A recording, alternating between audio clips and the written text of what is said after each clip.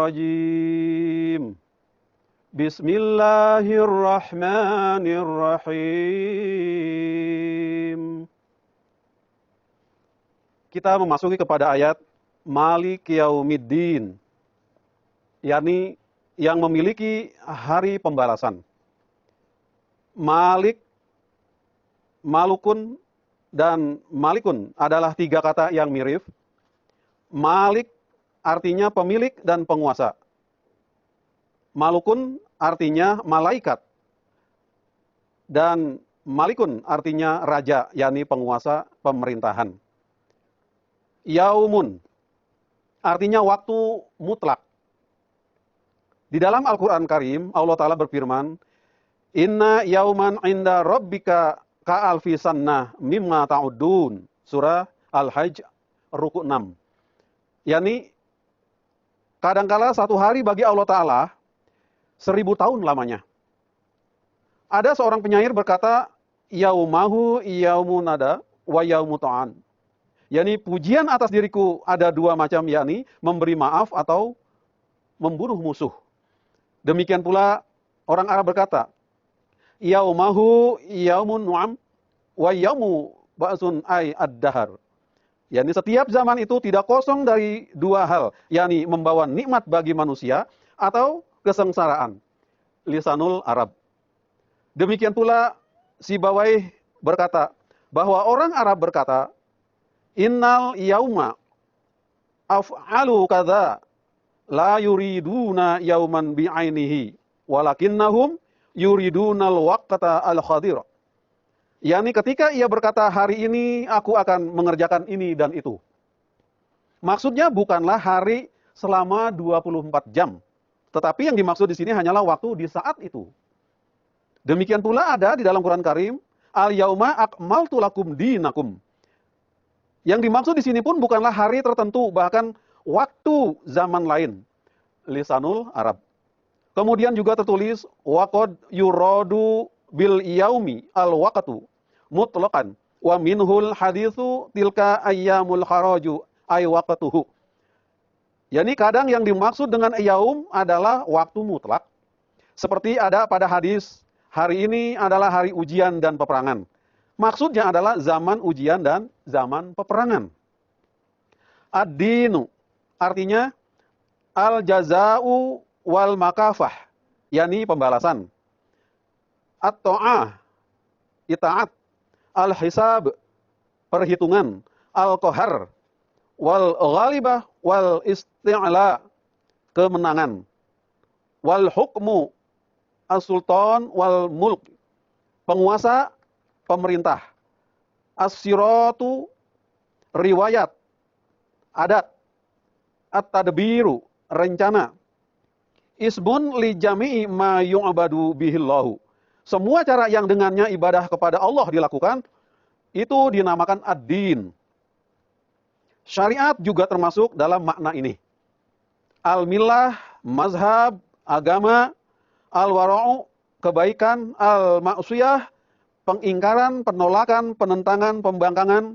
Al-halu, keadaan, kondisi. Al-qadha, keputusan. Al-adah, adat, kebiasaan. Asyan, keadaan khusus, keistimewaan. Aqrabul mawarid.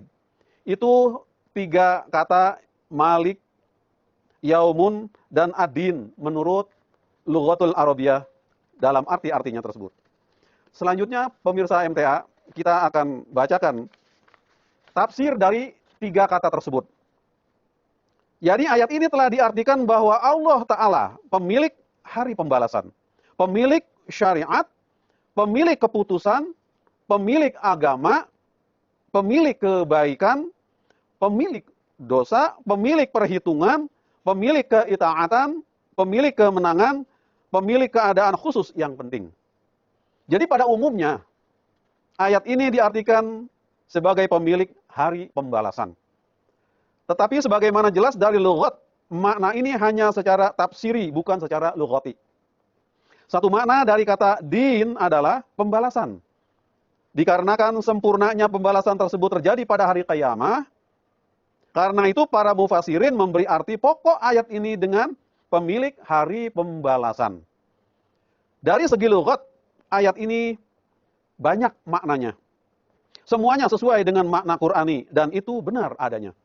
Tidak masalah mengambil satu makna dan meninggalkan makna yang lainnya.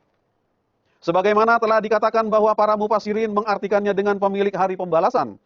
Dari segi ini arti satu penjelasan atau tasyrihnya adalah bahwa pada hari itu dalam perkara pembalasan tidak ada campur tangan orang lain. Hanya Allah Ta'ala saja yang melakukannya. Dengan itu diberitahukan perbedaan antara hasil di dunia ini dengan di alam yang akan datang. Yani, di dunia ini balasan atas perbuatan baik atau buruk seseorang itu diterima melalui manusia. Dan di dalamnya bisa terjadi suatu kesalahan oleh manusia itu. Akan tetapi pada hari kiamat nanti, hanya Allah Ta'ala saja yang memberikan balasan itu. Dan tidaklah mungkin akan terjadi suatu kezaliman atas seseorang yang tidak berdosa menerima hukuman atau mendapat siksaan lebih besar daripada kesalahannya. Dan bagi yang berdosa pun tidaklah mungkin akan bebas daripada hukuman atas kesalahannya itu. Jadi di dalamnya juga ada isyarat di dalam ayat ini bahwa Allah Ta'ala di saat memberikan pembalasan, dia bukan saja sekadar sebagai raja, bahkan dia juga sebagai penguasa penuh. Ketika seorang raja memberi keputusan, maka yang ditunggu-tunggu dari kebijakannya adalah bagaimana keadilan sang raja itu terhadap warga atau masyarakat atau rakyatnya. Karena perkara yang ia putuskan itu erat kaitannya dengan hak-hak seorang yang memutuskan dan yang diputuskan atas perkara itu. Karena itu ia tidak punya wewenang untuk memaafkan seseorang. Akan tetapi Allah Ta'ala dikarenakan dia bukan saja sebagai raja, bahkan dia adalah pemilik sepenuhnya. Maka dari antara hak-haknya, bila dia mau, dia bisa memaafkan hamba-hambanya yang berdosa. Di satu sisi, dari poin ini, lahirlah suatu harapan antara hak-hak itu. Bila mau, dia bisa memaafkan. Dan harapan penting bagi manusia untuk terhindar dari rasa putus asa.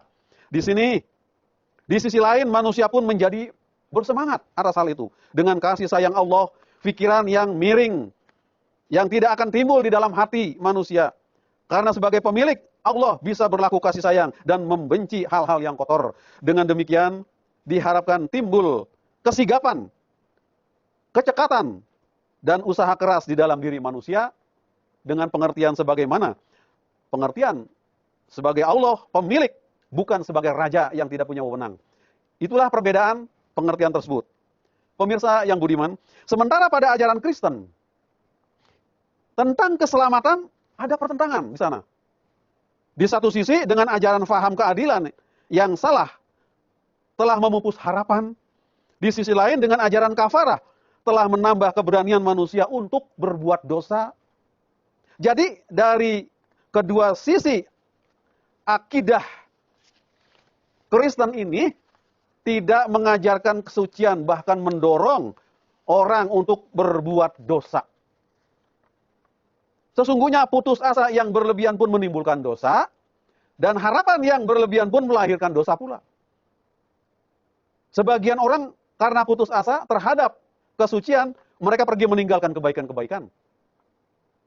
Sebagian orang terlalu yakin pada kafarah, maka semakin berani mereka itu berbuat dosa. Jadi sungguh berbeda sekali pengertian di sini antara ajaran Al-Quran Karim dengan ajaran dalam agama Kristen. Makna lain dari ayat ini juga adalah bahwa Allah Ta'ala pemilik waktu, syariat, dan agama. Di dalamnya dijelaskan perihal satu ketentuan kudrat yang sangat halus sekali. Pada umumnya perkara Allah dan dunia berada di bawah ketentuan kudrat umum. Akan tetapi pada zaman di mana pondasi agama atau syariat sedang ditegakkan, maka pada saat itu Allah Ta'ala menzahirkan sifat malikiyatnya. yakni dia tampil tidak hanya sebagai raja yang memiliki kekuasaan atas ketentuan umum, bahkan Allah Ta'ala pada hari-hari itu sifat malikiyat itu tampil secara khusus. Yakni dengan kekuasaan khasnya Allah Ta'ala mengambil alih pekerjaan itu. Dan orang yang tidak faham atas rahasia sifat Allah Ta'ala menyaksikannya secara zahir, ketentuan kudrat nampak tidak berdaya. Satu wujud yang tidak berdaya tampil ke dunia menyampaikan dakwah, yakni para utusan Allah, para nabi Allah. Semua orang berdiri menentangnya karena tidak setuju dengan apa yang disampaikan oleh Nabi yang datang ke dunia itu. Namun demikian, seorang utusan Allah itu tetap berhasil mencapai tujuannya. Kenapa? Karena Allah ketika saat seperti itu, ia datang berdiri sebagai malikiyat, sifat penguasa yang menentukan apa yang dia inginkan. Karena itulah, nabi-nabi tidak pernah gagal dan selalu unggul dan menang pada akhirnya atas dunia ini, atas manusia seutuhnya. Hadirin pemirsa yang budiman, demikianlah dalam banyak perkara dengan melalui doa-doa dan mukjizat, banyak peristiwa semacam itu telah terjadi. Dunia terheran-heran menyaksikannya. Jadi pada hakikatnya hikmah dari kejadian-kejadian tersebut adalah ketika Allah Ta'ala menegakkan suatu jamaah rohani atau meletakkan dasar pondasi suatu syariat, maka pada hari-hari itu yang zahir bukanlah sifat mulukiyatnya, yakni sifat sebagai raja, akan tetapi yang dia zahirkan secara khas adalah sifat malikiyatnya, yakni sifat sebagai penguasa penuh. Yakni ketimbang peraturan umum, justru Allah menzahirkan keistimewaannya yang dia khususkan bagi para kekasihnya, para utusannya, para nabinya. Kejadian-kejadian seperti itu zahir pada hari-hari itu sebagai kejadian yang luar biasa. Di zaman setiap nabi, sunatullah yang seperti itu selalu zahir dan nampak, menolong para utusan, para nabi yang Allah utus ke dunia pada waktu itu. Di dalam surah ini diberitahukan bahwa di zaman Rasulullah Muhammad SAW pun akan terjadi hal-hal seperti itu. Allah Ta'ala akan membantu Muhammad Rasulullah SAW dengan kejadian-kejadian yang luar biasa yang nampaknya bertentangan dengan kudrat, yang bertentangan dengan kanuni kudrat. Dan hal-hal seperti itu menjadi bukti bahwa ini adalah zaman tegaknya syariat. Dan Muhammad Rasulullah SAW adalah Rasul Allah yang benar, yang hak, yang datang ke dunia ini yang diutus Allah Ta'ala. Betapapun dunia telah menentang beliau begitu kerasnya, tapi pada akhirnya kemenangan yang diraih oleh Muhammad Rasulullah SAW. Kemudian pemirsa yang budiman, satu makna lain dari ayat ini adalah bahwa Allah Ta'ala penguasa kebaikan dan dosa. Di dalam ayat ini ada isyarat bahwa di dunia ini berlaku dua masa. Satu masa adalah ketika kebaikan dan keburukan itu tampil seimbang, yakni balance, sama kuatnya. Di saat itu ketentuan umum yang berlaku pada umumnya. Akan tetapi tiba satu masa di mana hanya dosa dan dosa yang merajalela di dunia ini, maka di saat seperti itulah Allah Ta'ala tampil dengan statusnya sebagai Malik, sebagai penguasa penuh. Dan dia memperbaiki kebunnya dan mengutus nabinya. Melalui nabinya itu di dunia ini terbentuklah satu kaum yang berdiri tegak di atas kebaikan-kebaikan yang boleh dikatakan seutuhnya baik. Di saat itu pun Allah Ta'ala melalui takdir khasnya selalu datang menolong kaum itu sehingga dapat berdiri tegak mencapai standarnya. Apa? Yang dikehendaki Allah Subhanahu wa Ta'ala. Setelah kebaikan dan keburukan berjalan seimbang, barulah Allah Ta'ala menarik kembali takdir khasnya itu. Kembali semuanya berjalan di bawah ketentuan umum. Sebagaimana hingga kaum tersebut tiba di suatu masa benar-benar menjadi rusak kembali. Apabila keadaan itu terjadi, maka sunatullah kembali berlaku. Kemudian Allah Ta'ala kembali menzahirkan sifat malikiyatnya, sifat kekuasaan penuhnya. Lalu diutusnya Nabi menghapus dosa-dosa yang ada, yang bergelimang di dunia itu. Kemudian berdirilah satu jemaat suci. Demikianlah selama masa itu berlangsung, kudrat khas yakni malikana, kudrat dan tasarruf selalu nampak hingga akhirnya kaum tersebut jatuh kembali dari ketinggian standar kebaikan-kebaikan. Demikianlah keadaan kembali ke masa awal. Jadi hal ini selalu terus berulang kembali. Dan Allah Ta'ala karena itulah selalu mengutus nabi-nabinya untuk memperbaiki umat manusia yang dalam kondisi rusak seperti itu. Kemudian, pemirsa yang budiman, ada satu makna lagi dalam ayat ini, yakni bahwa Allah Ta'ala pemilik masa ketaatan. Yakni kanun khusus yang telah dijelaskan di atas berlaku untuk semua kaum. Untuk orang-orang tertentu pun Allah Ta'ala memperlakukannya. Yakni ketika kehidupan seorang berjalan dalam ketaatan kepada Allah Ta'ala secara sempurna, maka Allah menzahirkan kudrat khas baginya. Dan orang itu tidak seperti orang-orang lain pada umumnya. Bahkan Allah Ta'ala menzahirkan kudrat khas bagi hambanya yang khusus itu. Inilah ketika dia mengutus seorang utusan Nabi ke dunia ini untuk menegakkan kebenaran, memperbaiki kerusakan-kerusakan akhlak manusia. Karena itulah para Nabi tidak pernah gagal. Karena Allah berdiri di belakang utusannya itu. Lalu ada lagi satu makna lain dari ayat ini adalah Allah Ta'ala pemilik waktu yang sangat berharga. Dari sini diisyaratkan bahwa setiap pekerjaan di dunia memiliki kesamaan dengan sebuah rantai. yakni tidak sendirian bahkan terdiri dari banyak mata rantai. Ketika seseorang jatuh sakit, penyakitnya itu bukanlah akibat kesalahan yang terjadi pada hari itu. Tidak pula kebugaran seseorang adalah hasil dari olahraga atau gizi hari itu. Jadi amal perbuatan manusia itu menghasilkan dua hal atau keadaan. Satu adalah hasil sementara dan sesaat, dan satu lagi adalah hasil terakhir dan permanen.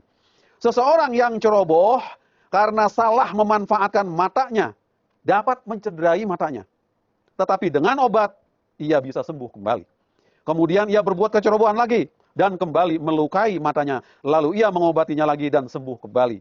Akhirnya, pada suatu hari sampailah ia pada titik lemah tanpa daya dan obat pun tidak memberikan faedah sama sekali. Inilah keadaan yang terakhir seperti itu. Nah, jika seorang pelajar di hari pertama ia rajin menghafal pelajaran, maka di hari kedua gurunya pun sangat senang kepada murid itu. Pada hari berikutnya ia kembali menghafal pelajaran, gurunya pun kembali senang kepadanya. Buah dari kerja kerasnya itu langsung dirasakan bersamaan dengan usahanya. Satu, efek kebaikan akan terus menempel pada otak anak itu. Selain ia mendapat ilmu pengetahuan dari buku yang ia baca, kemampuan memahami rahasia pun terus bertambah pada otak anak itu. Yang pada suatu hari akan menjadi rujukan bagi dunia. Inilah hasil terakhir yang terbentuk sedemikian halusnya, sehingga teman dan sahabat sekalipun tidak melihatnya dan tidak tahu penyebabnya.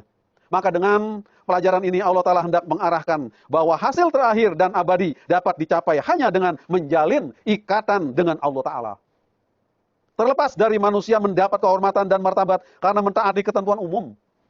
Namun hasil terakhir yang layak dihargai dari sempurnanya mata rantai amal perbuatan yang sebenarnya adalah saat maut menjelang yang zahir dalam bentuk iman. Di atasnya lah gambaran kehidupan alam yang akan datang terlukis. Hadirin, hadirat, pemirsa yang budiman, demikianlah episode kali ini yang dapat disampaikan. Insya Allah kita akan berjumpa kembali pada episode berikutnya. Wa akhiru da'wana anil hamdulillahi rabbil alamin. Wassalamualaikum warahmatullahi wabarakatuh.